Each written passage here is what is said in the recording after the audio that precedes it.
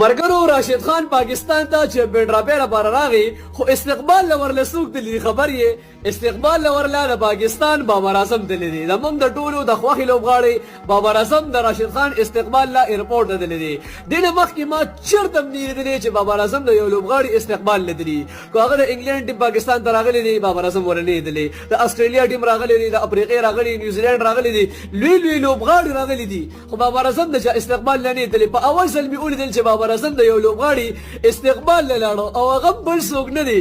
one and only the king راشد خان د سپین بولینګ بادشاه لکه دې وخت کې راشد خان په نړۍ کې یو خپل نوم لري ځانګړی نوم لري دغه په شان د لوبغاړي په نړۍ کې بل نشته ټیک شو په بولینګ کې د دنیا د ټولو زیات وکټ په شلوريز لوبو کې واغښتي په بیټینګ کې ځان له حیثیت لري نو دې وخت کې سبا دوی چې راشد خان د افغانستان